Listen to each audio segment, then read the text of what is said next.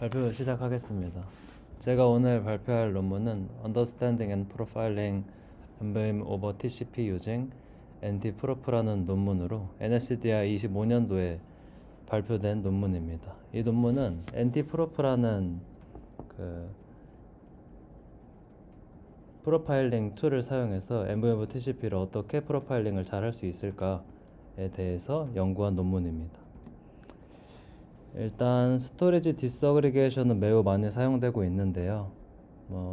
다 아시다시피 스토리지 디스어그리게이션 같은 경우에는 컴퓨터와 스토리지를 물리적으로 분리해서 운영하는 시스템 인프라 구조입니다.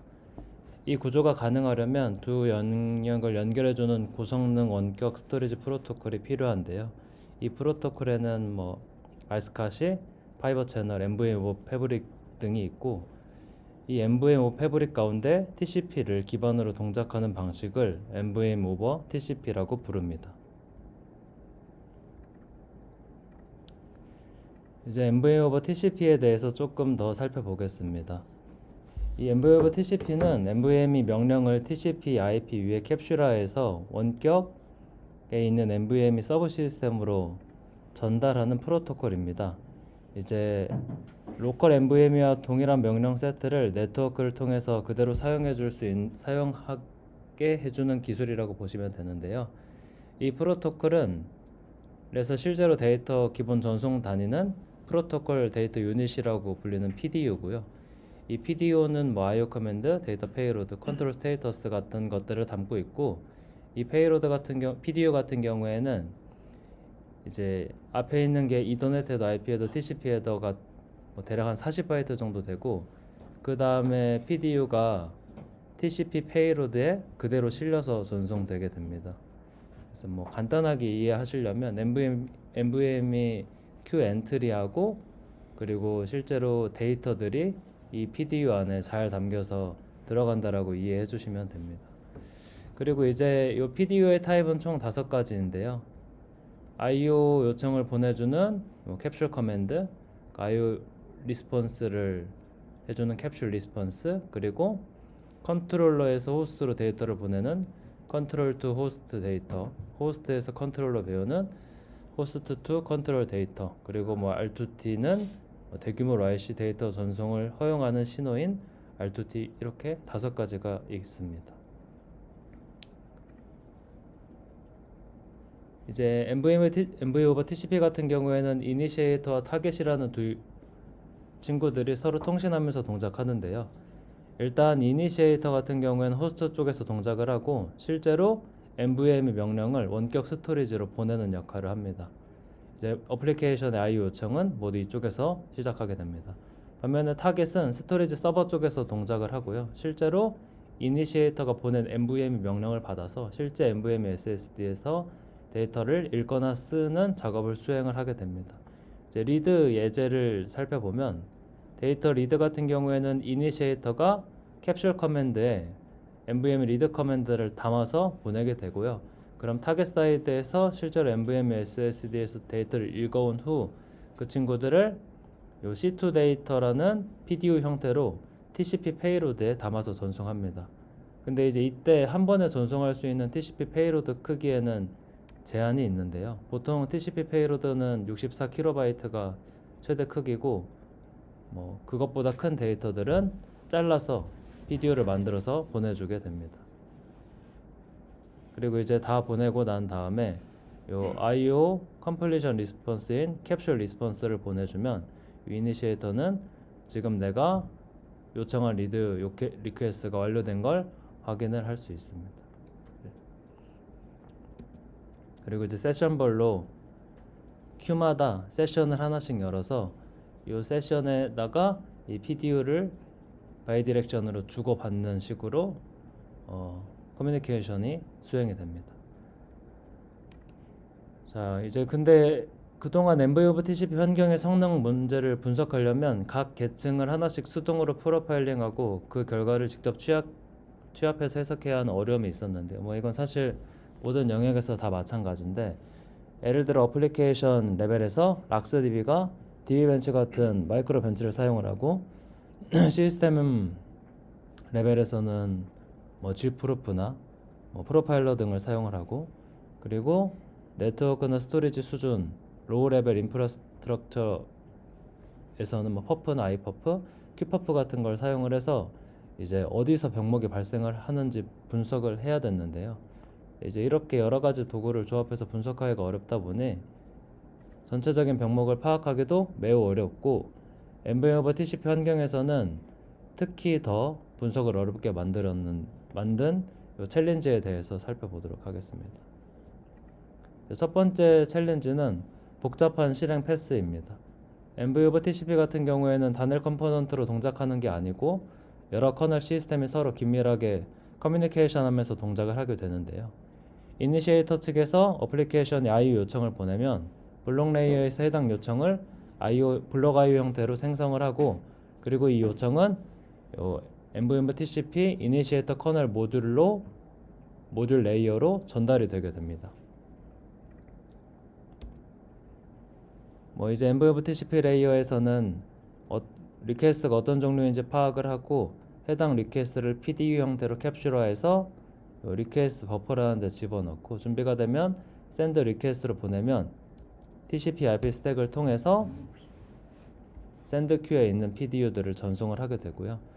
이때 이제 PDU는 TCP 세그먼트로 인캡슐레이션 되는데, 간단하게는 그냥 PDU들이 TCP 페이로드로 잘려서 NIC 드라이버를 통해서 실제로 네트워크로 전송되게 됩니다.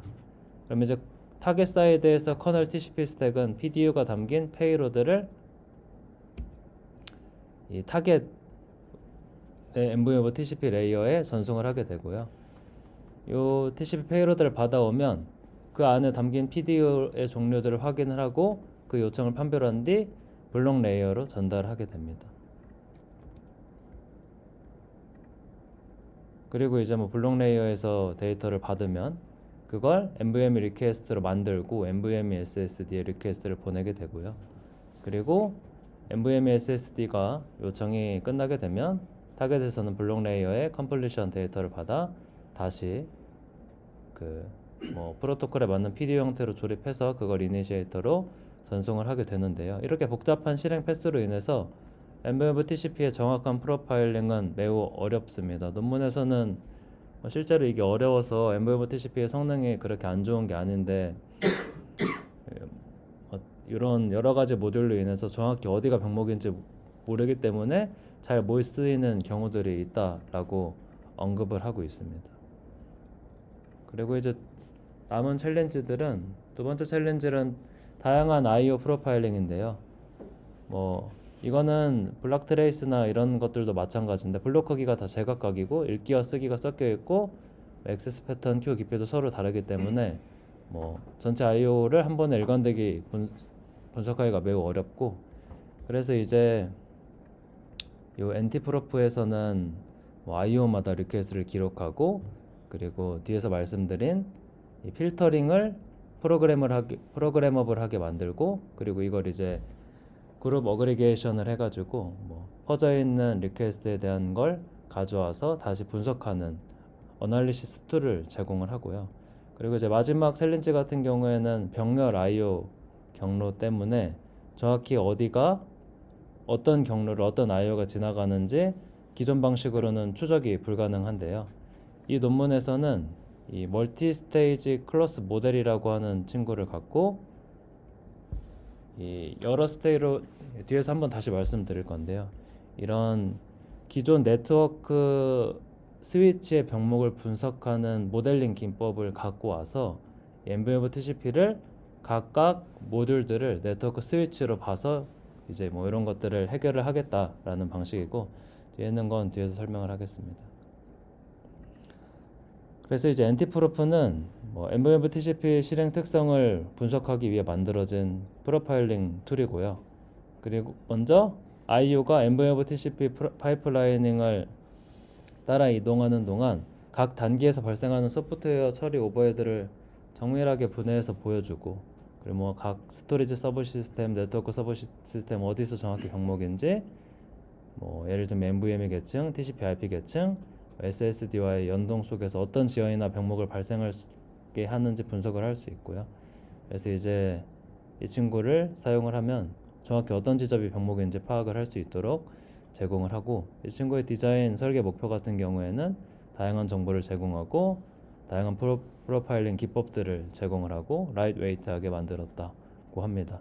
그리고 이걸 이제 구현을 하는 가장 큰 아이디어는 이 엠브웨브 TCP를 네트워크로 인식을 하고 이 네트워크 모니터링 기법을 적용을 한 건데요. 뒤에서 아키텍처 그림 보면서 자세하게 말씀드리겠습니다. 그래서 이제 아까 설명드렸던 엠브웨브 TCP의 전체 소프트웨어 스택 구조인데요.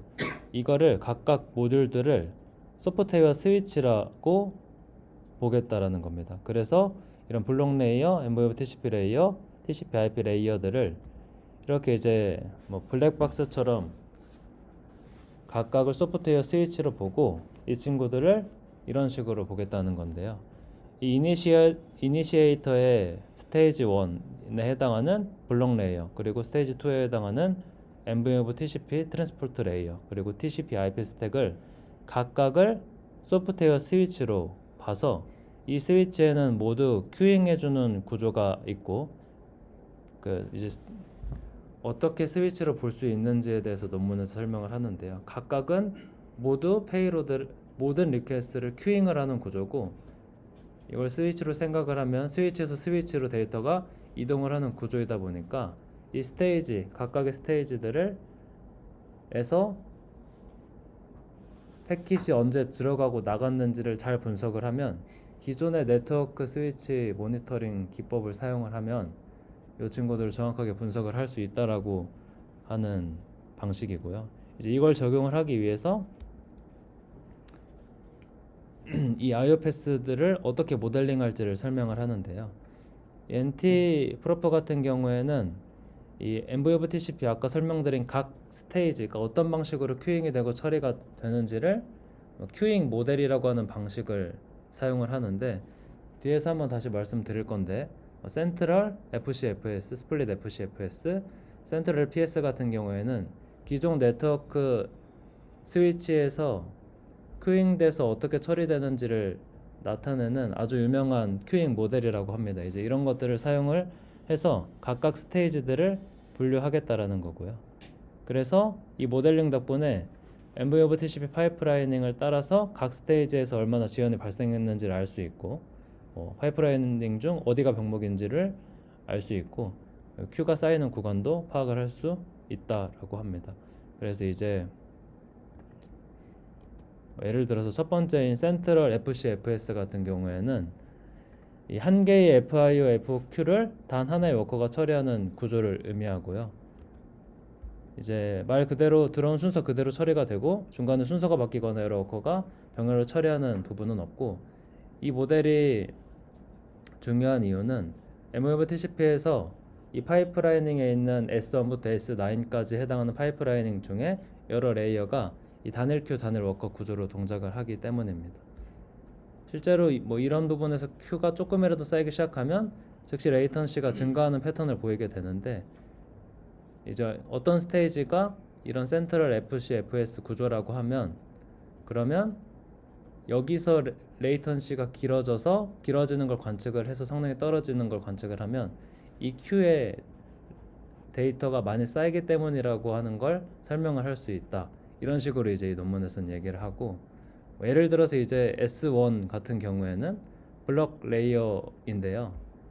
이 블럭 MQ에서 사용하는 스테이징 큐를 예시를 들면, 이제 여러 블럭 MQ는 멀티 큐에서 여러 큐를 사용을 하긴 하지만 각 코어마다 단일 큐가 존재하고, 이 단일 큐는 단일 워커가 순차적으로 처리하는 구조이기 때문에 센트럴 FCFS 모델에 해당한다고 설명을 하고 있고, 그리고 이제 뭐 밑에서 설명하는 NVMe SQ 같은 것도 뭐 NVMe SQ 엔트리의 여러 개 각각 큐마다 컨트롤러는 QSIN 엔트리들을 하나씩 순차적으로 처리하기 때문에 센트럴 FCFS 스테이지라고 합니다. 이런 것들은 기존의 네트워크 스위치의 병목 분석하는 데 이미 많이 사용되는 모델링 기법이라고 하고요. 그리고 두 번째 같은 경우에는 스플릿 FC FS인데 이 친구는 여러 개의 작은 FIU FQ가 병렬로 동작하는 구조이고 여러 Q가 동시에 일하기 때문에 한 Q가 병목이 되면 전체 성능이 떨어질 수도 있게 됩니다. 이제 이거 같은 경우에는 워커마다 어떤 Q를 담당하는지가 달라져서 Q에 병목이 생기면 레이턴시가 달라지기 때문에 정확한 분석을 위해서는 퍼 세션 단위로 프로파일링이 반드시 필요한데요. 예를 들어서 S6 같은 경우에는 타겟 사이드 NVMe TCP 세션 Q인데요. 이건 NVMe TCP 세션이 동시에 존재하지만 각 세션이 자기 전용의 Q와 워커가 존재해서 여러 요청이 여러 Q로 나누어 처리되는 전형적인 스플릿 FC, FS 모델입니다. 이런 식으로 이 스테이지들을 이렇게 이제 모델에 매핑을 시켜놓고 이 부분에 병목이 되는 게 보이면 여기는 어떤 Q에 특정 Q에 Q행이 많이 발생해서 레이턴시가 증가할 수 있다. 이런 식으로 이제 논문에서는 설명을 하고 있고 그런 거 하기 위해서 큐잉 되는 그 구조인 퍼 세션마다 프로파일링을 떠서 어떤 Q에 병목이 발생하는지도 분석을 할 수 있도록 제공을 한다고 합니다. 그리고 이제 마지막엔 센트럴 PS인데요. 이거는 하나의 Q를 하나의 CPU 코어가 처리하지만 그 코어가 여러 세션의 요청을 타임 쉐어링 해가지고 처리하는 그냥 대표적인 그 타임 쉐어링 기법이고요. 이 친구 같은 경우에는 NVMe TCP에서 사용되는 이유는 이 세션 TCP 세션이 결국 같은 CPU 코어에 매핑이 된다면 한 코어는 여러 세션을 하나씩 돌아가면서 서비스를 하게 되고 세션 수가 늘어나면 각 세션에 할당하는 CPU 시간이 줄어들어 전체 레이턴시가 증가하는데요. 예를 들어서 이제 S3하고 S6 이건 이제 TCP/IP 스택인데 요 해당하는 스테이지에 병목이 생기면 이 이유는 세션 수가 늘어나서 그 세션을 처리하는데 CPU가 병목이 돼서 레이턴시가 증가한다. 이런 식으로 이제 파악을 할 수 있게 각각 스테이지들을 이렇게 세부적으로 잘 나누어 놓았습니다.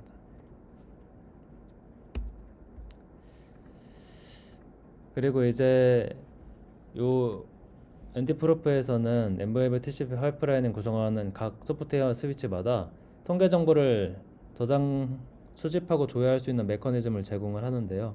이제 커널의 트레이스 포인트라고 후킹 포인트에다가 그 훅을 걸 수 있는 방법을 제공을 하는데 트레이스 포인트 같은 경우에는 어떤 이벤트가 발생했을 때 이제 간단하게 얘기하면 여기 예제에 있는 QRQ나 트라이센드 커맨드 PDU 같은 이 함수의 시작 부분과 끝나는 부분에 어떤 함수가 호출될 수 있도록 훅을 걸어주는 걸 의미합니다. 이제 이걸 통해서 각 스위치에 IO가 언제 들어가고 나갔는지 그리고 대기 시간이 얼마나 발생했는지를 매 IO에 대해서 정보를 수집을 할 수 있고요. 예를 들어서 이제 QRQ 같은 경우에는 블럭 IO에서 MOV TCP 트랜스포트 레이어로 들어가는 시작 함수고 트라이센더 CMD PDU 같은 경우에는 TCP/IP 스택으로 들어가는 함수이니 이 사이에서 그 각각 IO에 대해서 타임스탬프를 찍으면 각각 IO가 얼마나 딜레이가 됐는지 파악을 할 수 있게 됩니다. 예를 들어서 요 기법 같은 경우에는 기존에 시그컴에 발표된 기법을 사용을 했다라고 하고 특별히 스페셜 IO 커맨드인 프랍 커맨드를 하나 파서 프로브 커맨드를 하나 파서 이 친구 같은 경우에는 각각 요 스테이지가 갖고 있는 이 트레이스 포인트 테이블들을 요 프로파일링 툴이 가져와서 분석을 할 수 있게 해주는 새로운 리퀘스트이고요. 이걸 통해서 예를 들어서 스테이지 2에 이런 식으로 시작하는 시간 그리고 끝나는 시간 각각 트레이스 포인트가 타임스탬프를 기록을 하는 이런 테이블들을 매 스위치가 갖고 있다가 요 커맨드를 어널리시스 툴이 내게 되면 이런 식으로 이제 각각 스위치들이 갖고 있는 리퀘스트 테이블들을 뭐 맵리듀스하고 비슷한 방식을 통해서 64KB 리드, 4KB 리드 이런 식으로 자기가 원하는 대로 이제 맵리듀스를 할 수 있다고 합니다. 그래서 이런 것들을 유저 스페이스에서 분석할 수 있는 어널라이저를 제공을 한다라고 하고요. 여기까지가 이제 전반적인 디자인에 대한 내용이었고요. 이밸류에이션으로 넘어가면 이밸류에이션 같은 경우에는 100G NIC와 4개의 SSD를 사용을 해서 SSD하고 SSD 병목은 없도록 세팅을 했고, 그리고 뭐 커널 수정은 엔브웨브 TCP 이니시에이터하고 타겟 커널 모듈에서 트레이스 포인트를 걸어주기 위한 부분, 그리고 새로운 커맨드를 추가한 부분 정도의 수정을 했고, 그리고 새로운 커널 모듈은 이 프로파일링 에이전트, 이 친구가 하는 역할은 테이블 관리해주는 역할입니다. 그래서 이 친구가 테이블들을 관리해주는 역할을 하고요. 그리고 이제 유저 스페이스 유틸리티가 하나 있는데, 이 친구는 이런 커널 모듈에 요 프로브 커맨드를 때려서 데이터를 가져와 가지고 맵리듀스 방식으로 분석해주는 역할을 합니다.